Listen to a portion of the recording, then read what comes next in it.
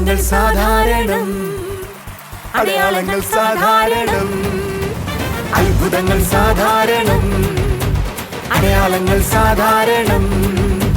യേശു വന്നാൽ, യേശു തൊട്ടാൽ, യേശു വന്നാൽ, യേശു തൊട്ടാൽ പാപമെല്ലാം മാറിപ്പോകും, ശാപമെല്ലാം തീർന്നു പോകും. അത്ഭുതങ്ങൾ സാധാരണം, അടയാളങ്ങൾ സാധാരണം.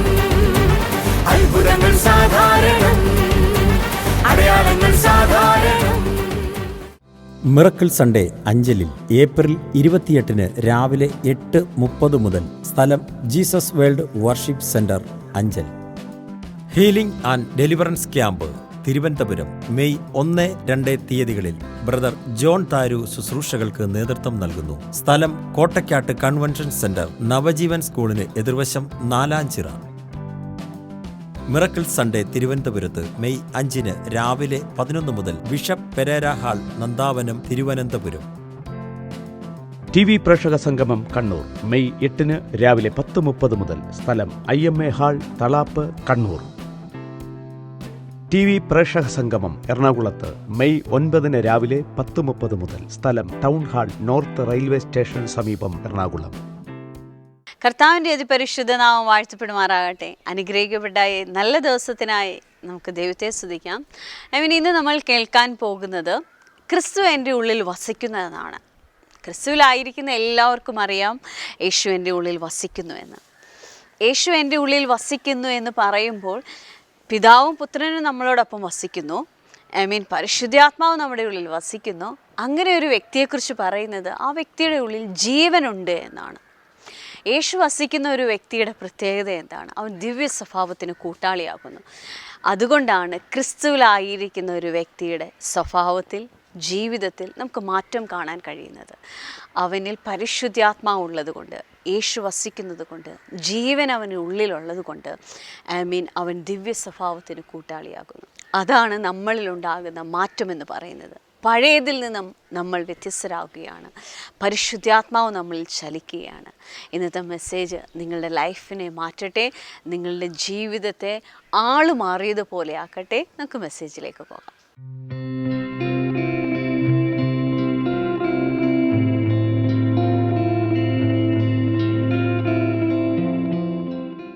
ആഴ്ചയിൽ നമ്മൾ കഴിഞ്ഞ ആഴ്ച തുടർന്ന് പഠിച്ച ചിന്തയിലേക്കാണ് നിൽക്കുന്നത്. നമ്മുടെ ഉള്ളിൽ യേശു വസിക്കുന്നു. ആമേൻ. ഒരു നിമിഷം എഴുന്നേറ്റ് നിന്ന് നമ്മളോട് കൂടെ പറഞ്ഞാട്ടെ, എന്റെ ഉള്ളിൽ യേശു വസിക്കുന്നു. ഒന്ന് ശബ്ദം ഉയർത്തി പറയാം. എഴുന്നേറ്റ് നിൽക്കാം, വായി തുറക്കാം, പറയാം, എന്റെ ഉള്ളിൽ യേശു വസിക്കുന്നു. യേശു വസിക്കുന്നു. സഹോദരങ്ങളെ, ക്രിസ്തീയ ജീവിതത്തിന്റെ ഏറ്റവും വലിയ കാര്യം എന്താന്ന് ചോദിച്ചാൽ, എന്റെ ഉള്ളിൽ കർത്താവ് വസിക്കുന്നു എന്ന ആഴമേറിയ ധൈര്യമാണ്, ഉറപ്പാണ്. നിങ്ങൾക്ക് എത്ര പേർക്ക് അറിയാം എന്റെ ഉള്ളിൽ യേശു വസിക്കുന്നു എന്ന്? സഹോദരങ്ങളെ, രക്ഷ എന്ന ആ വലിയ അനുഗ്രഹം എൻ്റെ ഉള്ളിൽ വന്നപ്പോ എൻ്റെ അകത്ത് സാധ്യമായത് നിത്യജീവനാണ്. യേശു ഉള്ളവനെ വേദപുസ്തകം പറയുന്നു ജീവനുണ്ട്. 1 യോഹന്നാൻ 4:5-11 അങ്ങനെയാ പറയുന്നത്. എന്നാൽ അതിനു മുമ്പ് സംഭവിച്ചത് 1 യോഹന്നാൻ 4:15 യേശു ദൈവപുത്രനെന്ന് ആരെങ്കിലും ഏറ്റുപറഞ്ഞാൽ, സ്വീകരിക്കുക എന്ന മലയാളത്തിൽ എഴുതിയിരിക്കുന്നത്, പക്ഷെ അവിടെ മലയാളത്തിൽ എഴുതിയിരിക്കുന്ന വാക്കിന്റെ അർത്ഥം ഏറ്റുപറഞ്ഞാൽ എന്നാണ്. ആ വാചകം, അടുത്ത വാചകം എങ്ങനെ എഴുതിയിരിക്കുന്നത്? ദൈവവും അവൻ ദൈവത്തിലും വസിക്കുകയാണ്. ആരെങ്കിലും യേശുവിനെ ഏറ്റുപറയുന്ന നിമിഷം ഒരു വലിയ കാര്യം നടക്കുകയാ. ആ നടക്കുന്ന കാര്യം മറ്റൊന്നുമല്ല, യേശു എൻ്റെ ഉള്ളിൽ വന്ന് വാസം ചെയ്യും. ഒന്ന് ഉറക്കെ കരമുയർത്തിയിട്ട് പറഞ്ഞേ, യേശു എൻ്റെ ഉള്ളിൽ വാസം ചെയ്യുന്നു. ഇതൊരു വലിയ കാര്യമാണ്. യോഹന്നാന്റെ സുവിശേഷം 14:23 വാക്ക് യേശു പറയുക, എൻ്റെ വചനം ആരെങ്കിലും പ്രമാണിച്ചാൽ എൻ്റെ പിതാവ് അവനെ സ്നേഹിക്കും, ഞങ്ങൾ അവൻ്റെ അടുക്കൽ വന്ന് അവനോട് കൂടെ വാസം ചെയ്യും. അടുത്തിരിക്കുന്നവരോട് പറഞ്ഞേ, ഇത് നിങ്ങൾ വിശ്വസിക്കുന്നു എന്ന് ചോദിച്ചേ. എടാ ജസ്റ്റിനെ നമ്മൾ കേട്ട എന്നാന്നറിയോ? പിതാവാം ദൈവം അവനെ സ്നേഹിക്കുകയും, അടുത്ത വാചകം എഴുതിയിരിക്കുന്നത് എന്താ അറിയോ? പിതാവും പുത്രനും ചേർന്ന് അവൻ്റെ ഉള്ളിൽ വന്ന് വാസം ചെയ്യുകയാണ് ചെയ്യുന്നത്. നമ്മുടെ ഉള്ളിൽ പിതാവാം ദൈവം വസിക്കുന്നു, പുത്രനായ ദൈവം വസിക്കുന്നു. നമ്മളോട് കൂടെ വാസം ചെയ്യുന്നത് പിതാവും പുത്രനുമാകുന്ന ദൈവമാണോ? അങ്ങനൊന്ന് യാഥാർത്ഥ്യത്തിൽ നടക്കുവോ? സത്യമായിട്ട് അങ്ങനെ ഒന്നും ഉണ്ടോ? സത്യത്തിൽ എൻ്റെ ഹൃദയത്തിൽ പറയാം, ഞാനിത് വായിക്കുമ്പോഴൊക്കെ ചിന്തിക്കുമായിരുന്നു, ഇത് യാഥാർത്ഥ്യമാണോ, ഇത് സത്യമാണോ? എന്നാൽ ഞാൻ നിങ്ങളോട് പറയട്ടെ, വിശ്വാസികളായിരിക്കുന്നവർ, ശുശ്രൂഷകരായിരിക്കുന്നവർ വഞ്ചിക്കപ്പെടുന്നൊരു സ്ഥലം പറയട്ടെ. നമ്മൾ കൈകൾ വയ്ക്കുമ്പോൾ, പ്രാർത്ഥിക്കുമ്പോൾ രോഗികൾ സൗഖ്യമാകുന്നതും അത്ഭുതങ്ങൾ നടക്കുന്നതും ഇന്ന് നമുക്ക് സാധാരണ കാര്യമാണ്. നമ്മൾ പറയും അതിനുള്ള വരം ഉണ്ടായി, അതുകൊണ്ടുള്ള ഒരു ആത്മീയ അനുഭവമുണ്ട്, ദൈവം ആ മനുഷ്യനെ ശുശ്രൂഷയിൽ പ്രയോജനപ്പെടുത്തുന്നു. എന്നാൽ നിങ്ങൾക്ക് അതിനേക്കാൾ വലിയൊരു കാര്യം അറിയാവോ? എൻ്റെ ഉള്ളിൽ ഏറ്റവും യാഥാർത്ഥ്യമായത്, യേശുവിനെ വിശ്വസിച്ചപ്പോൾ വരങ്ങളെക്കാൾ മുമ്പ് പിതാവും പുത്രനും എൻ്റെ ഉള്ളിൽ വന്ന് വാസം ചെയ്തു. കുറച്ചും കൂടെ നന്നായി പറഞ്ഞ, സ്വർഗം എൻ്റെ ഉള്ളിൽ വന്ന ദിവസമാണ് ഞാൻ യേശുവിനെ അറിഞ്ഞ ദിവസം. ഒരു ഹല്ലേലൂയ പറഞ്ഞാട്ടെ. അന്നു മുതൽ ഹോൾ ഹെവൻ എൻ്റെ കൂടെ ഉണ്ട്. ഓ, ഇറ്റ്സ് എ വണ്ടർഫുൾ തിങ്. നമ്മുടെ ഉള്ളുകൊണ്ട് നമുക്ക് ഇപ്പോഴും അതിനെ അക്സെപ്റ്റ് ചെയ്യാൻ പറ്റിയിട്ടില്ല. ഇപ്പോഴും നമ്മൾ അംഗീകരിക്കാൻ കഴിഞ്ഞിട്ടില്ല. നമ്മൾ പലപ്പോഴും രക്ഷയെ അംഗീകരിക്കും, അല്ല രോഗസൗഖ്യം നമ്മളിലൂടെ തന്നെ ഉണ്ടാകും, കർത്താവ് നമ്മളെ പ്രയോജനപ്പെടുത്തുമെന്ന് നമ്മൾ അംഗീകരിക്കും. വിശ്വാസത്താൽ പ്രവചിക്കാൻ പറ്റുമെന്ന് കുറച്ചു പേരെങ്കിലും വിശ്വസിക്കുകയും അംഗീകരിക്കുകയും ചെയ്തിട്ടുണ്ട്. പക്ഷെ നമ്മുടെ അകത്ത് ഇത്രയും വലിയൊരു കാര്യം യാഥാർത്ഥ്യമായിട്ട് പിതാവാം ദൈവവും പുത്രനായും ദൈവവും എൻ്റെ ഉള്ളിൽ ഒരുമിച്ച് വാസം ചെയ്യുന്നു എന്ന് പറയുമ്പോൾ സത്യത്തിൽ ആ അവയർനെസ്സിലല്ല നമ്മൾ ജീവിക്കുന്നത്. നമ്മൾ പിതാവിനെ കാണുന്നത്, ഞാൻ പറയട്ടെ, സൂര്യനെ തുല്യമായ 10,000 സൂര്യനേക്കാൾ പ്രകാശമുള്ളവൻ. യേശുവിനെ കാണുന്നത് 10,000 സുന്ദരന്മാരെക്കാൾ സുന്ദരൻ, 10,000 സൂര്യനേക്കാൾ സുന്ദരൻ. യോഹന്നാന്റെ ഭാഷയിൽ പറഞ്ഞ, അവന്റെ മുഖത്ത് നോക്കാൻ നമുക്ക് ആർക്കും കഴിയത്തില്ല. ഞാൻ കണ്ട യേശുവും അങ്ങനെ തന്നെയാണ്. അവന്റെ മുഖത്ത് നോക്കാൻ പറ്റത്തില്ല, ഒരു പ്രകാശ ഗോളം പോലെമേ നമുക്ക് തോന്നത്തുള്ളൂ. നോക്ക, ആ കർത്താവ് എൻ്റെ ഉള്ളിൽ വന്ന് വാസം ചെയ്ത ദിവസമാണ് ഞാൻ രക്ഷയിലേക്ക് വന്നത്. പക്ഷേ ആരോ എന്നോട് ചോദിച്ചു, ബ്രദറെ, സൂര്യന് തുല്യമായ പ്രകാശമുള്ളയാൾ എൻ്റെ അകത്തുണ്ടെന്നും നിത്യമായ പിതാവ് എൻ്റെ അകത്തുമുണ്ടെന്നും സത്യത്തിൽ എനിക്ക് വിശ്വസിക്കാൻ പറ്റാത്തതിൻ്റെ കാരണം, അത് ബൈബിൾ പറയുന്ന സൂര്യനെ പോലെ പ്രകാശിക്കുന്ന ഒരാൾ എൻ്റെ അകത്തുണ്ടെങ്കിൽ മറ്റൊരാൾക്കും അത് വെളിപ്പെടേണ്ടേ. സഹോദര, ഞാൻ നിന്നോട് പറയാം, എത്രയധികം ദൈവവചനത്തിൽ നിങ്ങൾ വളരുന്നു, അത്രയധികം ആ ക്രിസ്തു നിങ്ങളിൽ മാനിഫെസ്റ്റഡ് ആയിക്കൊണ്ടേയിരിക്കും.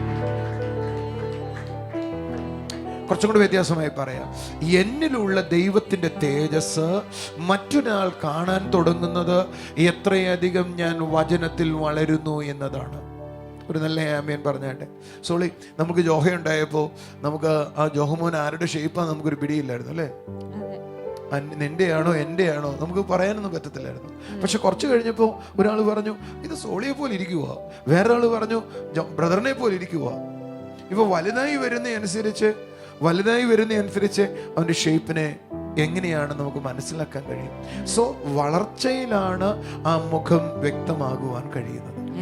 അതേപോലെ ക്രിസ്തു എന്നിൽ വളരുമ്പോഴാണ് മറ്റൊരാൾക്ക് കൂടെ ആ തേജസ്സായത് മാനിഫെസ്റ്റഡ് ആകുന്നത്. നമ്മുടെ ചിന്തയല്ലാത്തോണ്ട് പോകട്ടെ, ഒരു ഹല്ലേലൂയ പറഞ്ഞാട്ടെ. എല്ലാവരും പറ, ഞാൻ രക്ഷിക്കപ്പെട്ട ദിവസം മുതൽ ക്രിസ്തു എന്നിൽ വാസം ചെയ്യുന്നു. ഒന്ന് പറഞ്ഞേ, രക്ഷിക്കപ്പെട്ട ദിവസം മുതൽ ക്രിസ്തു എന്നിൽ വാസം ചെയ്യുന്നു. കൊളോസ്യ ലേഖനങ്ങളിലേക്ക് വന്ന പൗലോസ് പറയുന്നത്, ഇത് പൂർവ്വകാലങ്ങൾക്ക് മറഞ്ഞിരുന്നത്, പക്ഷേ ഇപ്പോൾ എല്ലാവർക്കും വെളിപ്പെട്ടിരിക്കുകയാ, അത് മഹത്വത്തിന്റെ പ്രത്യാശയായ ക്രിസ്തു എന്നിൽ വസിക്കുന്നു. ഒന്ന് പറഞ്ഞേ, മഹത്വത്തിന്റെ പ്രത്യാശയായ ക്രിസ്തു എന്നിൽ വസിക്കുന്നു. ഒരു നിമിഷം ഇരിക്കാം. അപ്പോൾ നമ്മുടെ ഉള്ളിൽ രക്ഷിക്കപ്പെട്ട ദിവസം സംഭവിച്ച ഏറ്റവും വലിയ കാര്യം, അത്ഭുതവാനായ, സർവശക്തനായ, നിത്യപ്രഭുവായ, സമാധാന പ്രഭുവായ, സകലത്തിനെയും ഭരിക്കുന്നവനായ, അഖിലാണ്ടത്തിൻ്റെ ഉടയവനായ കർത്താവ് നമ്മുടെ ഉള്ളിൽ വസിക്കാൻ തുടങ്ങി. നിങ്ങളുടെ ഉള്ളിൽ ആ ബോധ്യം വളരുന്നതാണ് സക്സസ്ഫുൾ ലൈഫിൻ്റെ കാരണം. ഒരു വാക്യത്തിലേക്കും കൂടെ വരാം. ഞാൻ അന്ന് അവിടെയാണ് ചിന്തിക്കാൻ പോകുന്നത്. നോക്കുക, 1 കൊരിന്ത്യർ 1:30 നിങ്ങളോ അവനാൽ ക്രിസ്തുയേശുവിൽ ഇരിക്കുന്നു, അവൻ നമുക്ക് ദൈവത്തിങ്കിൽ നിന്നുള്ള ജ്ഞാനമാകുന്നു. ഇന്ന് നമ്മുടെ ഉള്ളിൽ ക്രിസ്തു വസിക്കുന്നു എന്ന് നമുക്ക് മനസ്സിലായി. അടുത്ത വാചകം നിങ്ങൾ ശ്രദ്ധിച്ചേ, അവനാണ് ദൈവത്തിങ്കിൽ നിന്നുള്ള ജ്ഞാനം എന്നിലായിരിക്കുന്നത്. ഇതൊരു വലിയ കാര്യമാട്ടോ. ദൈവത്തിന്റെ ജ്ഞാനം എൻ്റെ ഉള്ളിൽ വസിക്കുന്നു എന്നോ. പൗലോസ് പറയുന്നത്, ഞാൻ എൻ്റെ ദൈവത്തിൽ ഇരിക്കുന്നത് കൊണ്ട്, ക്രിസ്തു എൻ്റെ ഉള്ളിൽ വസിക്കുന്നത് കൊണ്ട് എനിക്ക് ദൈവത്തിൻ്റെ ജ്ഞാനം ഇന്ന് അവൈലബിൾ ആണ്. നിങ്ങൾക്ക് എപ്പോഴെങ്കിലും അത് തോന്നിയിട്ടുണ്ടോ? നിങ്ങൾക്ക് എപ്പോഴെങ്കിലും അത് മനസ്സിലായിട്ടുണ്ടോ? ഒന്നുകൊണ്ട് ശ്രദ്ധിച്ചേ. ക്രിസ്തു എൻ്റെ ഉള്ളിൽ ഇരിക്കുന്നത് കൊണ്ട്, ക്രിസ്തു എൻ്റെ ഉള്ളിൽ വാസം ചെയ്യുന്നത് കൊണ്ട് എൻ്റെ ചിന്താ വിഷയം ഇതാണ്: ദൈവത്തിന്റെ ജ്ഞാനം എനിക്കിന്ന് അവൈലബിൾ ആണ്. ഇത് ഭയങ്കര കാര്യമാണ്. എന്ന് പറഞ്ഞാൽ ദൈവത്തിന്റെ ജ്ഞാനം എൻ്റെ ഉള്ളിൽ എങ്ങനെ വരും? ദൈവത്തിന്റെ ജ്ഞാനത്താലാണോ ഞാൻ ജീവിക്കുന്നത്? നിങ്ങൾ ശ്രദ്ധിച്ചേ, ഇതൊരു ഭയങ്കര രഹസ്യമാണ് കേട്ടോ. യേശുവിലേക്ക് വരുമ്പോൾ ചില ആളുകൾ പറയും ആ ആള് മാറി കേട്ടോ, ആ ആൾക്ക് രൂപാന്തരം വന്നു, അയാളുടെ സ്വഭാവം മാറി. അതിന് കാരണം ക്രിസ്തു നമ്മളിൽ വസിക്കുന്നത് കൊണ്ടാണ്. അത് നമുക്കറിയാം. നമ്മുടെ ജീവിതത്തെ നിയന്ത്രിക്കാൻ തുടങ്ങുക ക്രിസ്തുവിൻ. അതുകൊണ്ടാണ് പത്രോസ് പറഞ്ഞത്, നിങ്ങൾ ദിവ്യ സ്വഭാവത്തിന്റെ കൂട്ടാളിയായി. അന്നു മുതൽ നമ്മൾ ദിവ്യമായ ഒരു സ്വഭാവത്തിലേക്ക് വന്നു. ചിലരെങ്കിലും പറയും ആ ആൾ രക്ഷിക്കപ്പെട്ടതിന് ശേഷം അയാളുടെ സ്വഭാവ വ്യത്യാസം ഉണ്ട്. അതിന്റെ കാരണം ഞാനും യേശുവും ഒന്നായി ചേർന്ന നിമിഷം മുതൽ വേദവസം പറയുന്നു, സ്ത്രീയോട് പറ്റിച്ചേരുന്നവൻ അവളുമായി ഒന്നായിരിക്കുന്നത് പോലെ കർത്താവുമായി പറ്റിച്ചേരുന്നവൻ അവനുമായി ഒന്നായി ചേർന്നിരിക്കുക. ഞാനും ക്രിസ്തുവും ഒന്നാണ്. അതുകൊണ്ട് എൻ്റെ സ്വഭാവത്തിലേക്ക് അവന്റെ സ്വഭാവം കലർന്നത് കൊണ്ടാണ് എൻ്റെ സ്വഭാവം മാറിയെന്ന് ആളുകൾ പറയുന്നത്. പഴയ നിയമത്തിൽ പറയുന്നത് പരിശുദ്ധാത്മാവ് ശൗലിന്റെ മേൽ വന്നപ്പോ അവൻ ആള് മാറിയവനെ പോലെയായിരുന്നു. പുതിയ നിയമത്തിൽ പൗലോസിന്റെ മേൽ അല്ലെങ്കിൽ ശൗലിന്റെ മേൽ ദൈവത്തിന്റെ ആത്മാവ് വന്നപ്പോ അവനും ആള് മാറിയവനെ പോലെയായി. നമ്മുടെ മേൽ പരിശുദ്ധാത്മാവ് അല്ലെങ്കിൽ യേശു വരുമ്പോ, നമ്മുടെ ഉള്ളിൽ യേശു വരുന്ന നിമിഷത്തിൽ നമുക്ക് ദിവ്യ സ്വഭാവം ഉണ്ടാകുമെന്ന് ഞാനും നിങ്ങളും വിശ്വസിക്കുന്നുണ്ടെന്നാ. ശരിയല്ലേ യേശുനെ? നമ്മളിൽ യേശു വരുന്നു എന്ന് പറയുമ്പോൾ, യേശു നമ്മുടെ ഉള്ളിൽ വന്നപ്പോൾ ജോസൽ ബ്രദറെ നമുക്ക് എന്തോ തോന്നിയിട്ടുള്ളത്? നമ്മളിൽ എന്തോ ഉണ്ടായി? ദിവ്യ സ്വഭാവം ഉണ്ടായി. ആ കാര്യം നമ്മൾ അംഗീകരിക്കുന്നുണ്ട്. പക്ഷേ യേശു എൻ്റെ ഉള്ളിൽ വന്നപ്പോൾ അന്ന് മുതൽ ദൈവത്തിന്റെ ജ്ഞാനം എന്നിൽ അവൈലബിൾ ആയി എന്ന് പറഞ്ഞാൽ പലപ്പോഴും നമ്മുടെ തലയിൽ കയറുന്നില്ല. നമുക്ക് പറയും എന്നിൽ സ്വഭാവം ഉണ്ടായി, എന്നിൽ ഫലം ഉണ്ടായി എന്ന് പറഞ്ഞാൽ എൻ്റെ മദ്യപാനം മാറി, എൻ്റെ ദുശീലങ്ങൾ മാറി, എൻ്റെ പാപ സ്വഭാവം മാറി, എൻ്റെ വർത്തമാന രീതി മാറി, എൻ്റെ ജീവിത ഇടപാടുകൾ മാറി, എൻ്റെ കൂട്ടുകെട്ടുകൾ മാറി, എൻ്റെ നോട്ടം മാറി, എൻ്റെ സംസാരത്തിന്റെ ശൈലി മാറി, എൻ്റെ കുത്തുവാക്കുകൾ മാറി. ഞാൻ ടോട്ടൽ ചേഞ്ചിലേക്ക് വന്നു. ഞാനത് അംഗീകരിക്കാൻ തയ്യാറാ. അത് എന്നിൽ കൊണ്ടുവന്നത് യേശുവാണ് സമ്മതിക്കാൻ തയ്യാറാ. ഞാൻ അത് എൻ്റെ ഉള്ളിൽ വസിക്കുന്ന യേശുവാണ് എന്നിൽ കൊണ്ടുവന്നതെന്ന് എനിക്കറിയാം. അതെങ്ങനെയാ എന്നിൽ കൊണ്ടുവന്നതെന്ന് ചോദിച്ചാൽ ചിലർ പറയും അതെങ്ങനെയാണെന്ന് അറിയത്തില്ല, ഞാൻ മാറി. ഞാൻ പറയട്ടെ, ഇന്ന് ഞാൻ ഓർമ്മിക്കുന്നു, ഒത്തിരി പ്രാവശ്യം ഞാൻ ചർച്ച പറഞ്ഞിട്ടുള്ളൊരു കാര്യമാണ്. ഒരിക്കൽ വിശ്വാസത്തിൽ വന്നിട്ട് ഒരു ബിസിനസ് ആവശ്യമായിട്ട് പൊൻകുന്നം എന്നൊരു സ്ഥലത്ത് ഞാൻ പോയി. പൊൻകുന്നമല്ല, ഞാൻ കട്ടപ്പനയിലേക്കാണ് പോയത്. പക്ഷെ പൊൻകുന്നത്ത് എത്തിയ സമയത്ത് അവിടെ ഒരു ബാറുണ്ട്. ആ ബാറിന്റെ പേര് ദൈവസഹായം എന്നാണ്. ഞങ്ങളെല്ലാവരും കൂടെ ദൈവസഹായം എന്ന് പറയുന്ന ആ ബാറിൽ കയറി. ഇപ്പോഴും ഉണ്ടെന്ന് എനിക്ക് തോന്നുന്നു ആ ബാർ. ഞാൻ ബാറിൽ കയറി. ഞങ്ങളുടെ കൂടെ എൻ്റെ കൂടെ 6 പേരുണ്ട്. ദൈവം സഹായിക്കുന്ന സ്ഥലമായതുകൊണ്ട് ഞങ്ങൾ ഒരുമിച്ച് കയറി. ഞാൻ എൻ്റെ കൂടെ ഇരിക്കുന്ന ആളുകളോട് പറഞ്ഞു, എനിക്ക് അവിടുത്തെ കപ്പയും മീൻകറിയും വളരെ ഫേമസ് ആണ്. സോ ഞാൻ പറഞ്ഞു എനിക്ക് കപ്പയും മീൻകറിയും മതി. പണ്ട് ഒത്തിരി പ്രാവശ്യം ദൈവം സഹായിച്ചുള്ള സ്ഥലമായതുകൊണ്ട് അവിടുത്തെ ഭക്ഷണമൊക്കെ എനിക്ക് നന്നായിട്ട് അറിയാം. ഞങ്ങൾ ഒരുമിച്ച് കയറി. ഞങ്ങൾ എല്ലാവരും കൂടെ കഴിക്കുമ്പോൾ അവരെ മദ്യപിക്കാനായി തുടങ്ങി. എനിക്കതിനകത്ത് പ്രത്യേകം തോന്നിയില്ല. ഞാൻ പറഞ്ഞു, ഞാൻ രക്ഷിക്കപ്പെട്ടതാ, ഞാൻ യേശുവിനെ അറിഞ്ഞതാ, ഇനി എനിക്ക് മദ്യപാനം വേണ്ട, മദ്യപിക്കത്തില്ല എന്ന് എൻ്റെ കൂടെ ഉള്ളവർക്കറിയാം. പുകവലിക്കുന്ന ഞാൻ പുകവലിക്കത്തില്ലെന്ന് അവർക്കറിയാം. ഞങ്ങൾ ഒരുമിച്ച് കഴിക്കാൻ തുടങ്ങി. കഴിച്ചുകൊണ്ടിരിക്കുമ്പോൾ പെട്ടെന്ന് എൻ്റെ ഉള്ളിലേക്ക് ഒരു ഓർമ്മ വരികയാണ്, ഒരു ചിന്ത വരികയാണ്. ആ ചിന്ത ഇങ്ങനെയാണ്: വീഞ്ഞ് നൊരഞ്ഞു പൊന്തുന്നത് നീ നോക്കരുത്, അത് അണലി പോലെ നിന്നെ കടിക്കും. വീഞ്ഞ് നൊരഞ്ഞു പൊന്തുന്നത് നീ നോക്കരുത്, നീ കാണരുത്, അത് അണലി പോലെ നിന്നെ കടിക്കും. ഇത് എൻ്റെ അപ്പനോട് എൻ്റെ അമ്മ പറയുന്ന വാക്ക് എപ്പോഴോ കേട്ടുള്ള സദൃശ്യവാക്യത്തിലാണെന്നോ, അത് ഏത് പുസ്തകത്തിലാണെന്നോ, അത് ബൈബിളിലെ വാക്യമാണെന്നോ ഒന്നും ഓർമ്മയില്ല. എൻ്റെ അമ്മ എൻ്റെ അപ്പനോട് മദ്യപിക്കുന്ന സമയത്ത് എപ്പോഴും പറയുന്നൊരു വാചകമായിരുന്നു, നിങ്ങൾ അതിനെ നോക്കരുത്, അത് നിങ്ങളെ കടിക്കും.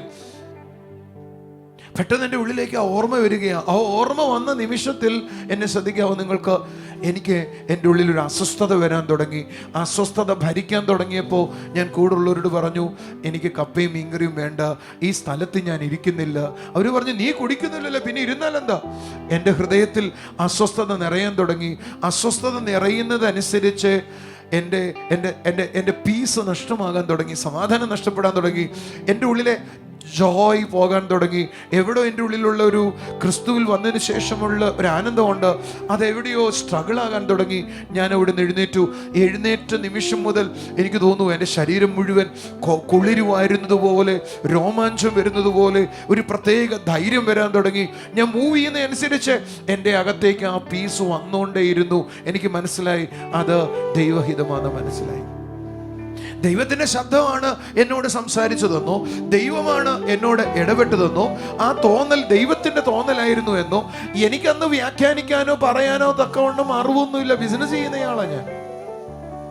പക്ഷെ ഇന്ന് എനിക്ക് അറിയാം, ആ പ്രേരണ ദൈവത്തിൻ്റെ ആയിരുന്നു, ആ അസ്വസ്ഥത ദൈവത്തിൻ്റെ ആയിരുന്നു. ഞാൻ കുറച്ചും കൂടെ മുന്നോട്ട് പോയപ്പോൾ എൻ്റെ അകത്ത് സമാധാനം റിസ്റ്റോർ ആയത് അത് ദൈവത്തിൻ്റെ ആയിരുന്നു. അത് എന്നോട് സംസാരിച്ചതായിരുന്നു. എന്ന് പറഞ്ഞാൽ എൻ്റെ സ്വഭാവത്തെ നിയന്ത്രിച്ചത് അന്നത്തെ ആ ഇൻസിഡന്റ് എൻ്റെ ഉള്ളിൽ ഇന്നും ഓർമ്മ നിൽക്കുകയാണ്. സഹോദരങ്ങളെ, നിങ്ങൾ മദ്യപാനത്തിലായിരുന്ന സമയത്ത്, പുകവലിയിലായിരുന്ന സമയത്ത്, നിങ്ങൾ തെറ്റായൊരു സാധനം കാണുന്ന മോശ സ്വഭാവം ഉണ്ടായിരുന്ന സ്ഥലത്ത് നിന്റെ ഉള്ളിലൊരു പ്രേരണ വന്നത്, അയ്യോ അത് ചെയ്യണ്ട എന്ന് എവിടോ നിന്നെ വിലക്കുന്നത് പോലൊരു തോന്നലായി പറയാനോ ശബ്ദമായി പറയാനോ നിനക്ക് കാണത്തില്ലായിരിക്കാം. പക്ഷെ എന്തോ ഒന്ന് പ്രേരിപ്പിക്കുന്നു, എന്തോ ഒന്ന് ഹോൾഡ് ചെയ്യുന്നു. നിങ്ങൾക്ക് തോന്നിയിട്ടുണ്ടോ അതാണ് നിങ്ങളെ ദിവ്യ സ്വഭാവത്തിലേക്ക് നടത്തിയത്? ഒന്ന് കൈയടിച്ചൊരു ആമേൻ പറയാവോ? ആ പ്രേരണയ്ക്ക് ഞാൻ വിധേയപ്പെടണം, ആ തോന്നലിനെ ഞാൻ വിധേയപ്പെടണം.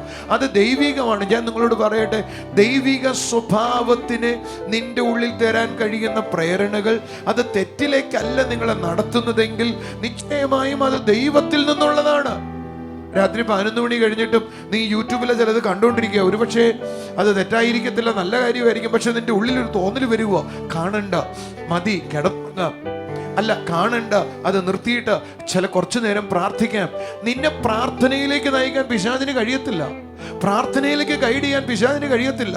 നിന്നോട് നിർത്താൻ പറയുന്നതും അത് പ്രാർത്ഥനയിലേക്ക് നടത്താൻ പറയുന്നതും പരിശുദ്ധാത്മാവ്. അങ്ങനെയാ നിന്നെ ദിവ്യ സ്വഭാവത്തിലേക്ക് നടത്തുന്നത്. പരിശുദ്ധാത്മാവ് ഒരു വ്യക്തിയുടെ മേൽ വരുമ്പോൾ അവൻ ആളുമാറിയതുപോലെയാകുന്നു. പുതിയ നിയമത്തിലും പഴയ നിയമത്തിലും ഇത് നമ്മൾക്ക് ഒരുപോലെ കാണാനായി കഴിയും. നമ്മുടെ ജീവിതത്തിലേക്ക് നമുക്ക് തിരിഞ്ഞു നോക്കിയാലും ചിലതിനെ നമുക്ക് വേണ്ട എന്ന് വെക്കാൻ കഴിഞ്ഞു. കർത്താവിനോട് ചേർന്ന് ജീവിക്കണമെന്നൊരു തീരുമാനത്തിലേക്ക് വന്നു. ആ ദിവ്യ സ്വഭാവത്തിന് കൂട്ടാളിയാകുവാൻ തക്കവണ്ണം നമ്മുടെ മേൽ അവൻ ചിലത് പകരുവാനിടയായി. അവൻ നമ്മളെ മാറ്റിക്കൊണ്ടേയിരിക്കുന്നു. ബലമില്ലാത്തവർ ബലമുള്ളവരായി, കർത്താവിന് വേണ്ടി ചിലത് ചെയ്യണമെന്ന തീഷ്ണതയിലേക്ക് അവൻ നമ്മളെ കൊണ്ടുവന്നു. Hallelujah.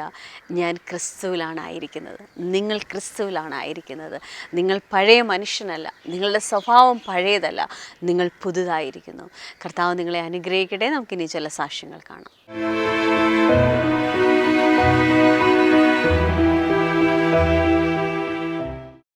Brother, KLM serial number 42. Okay. ഈ സിസ്റ്ററിന്റെ പേര് ഷീജ എന്നാണ്. ഇയാളുടെയാണോ? സിസ്റ്ററിന്റെ പേര് ഷീജ, മകളുടെ പേര് ആഷിമ എന്നാണ്. മൺട്രോത്തുരുത്ത് എന്ന സ്ഥലത്ത് നിന്നാണ് വരുന്നത്. അതെ. ഓഗസ്റ്റ് മാസം 20-ാം തീയതി നമ്മുടെ ചർച്ചിൽ പ്രാർത്ഥനയ്ക്ക് വന്നു. അതെ.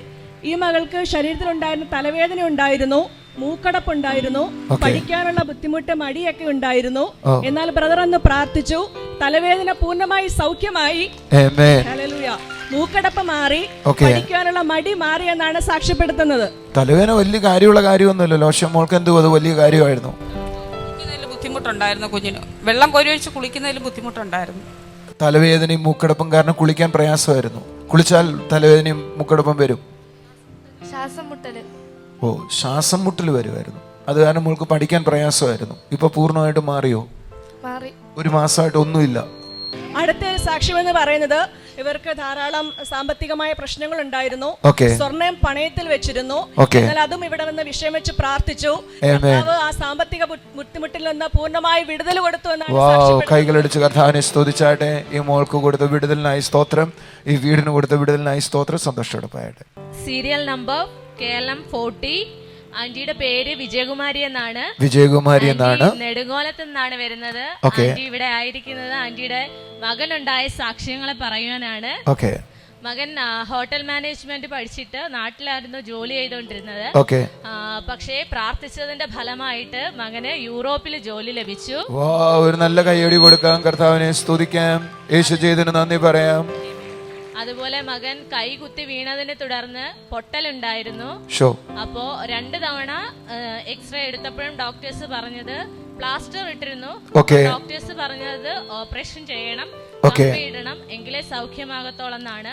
പക്ഷേ പ്രാർത്ഥിച്ചതിന്റെ ഫലമായിട്ട് അടുത്ത എക്സ്റേയില് പൊട്ടലുകളൊന്നുമില്ല, സൗഖ്യത്തോടെ. കൈ അടിച്ച് കർത്താവിനെ സ്തുതിച്ചേ.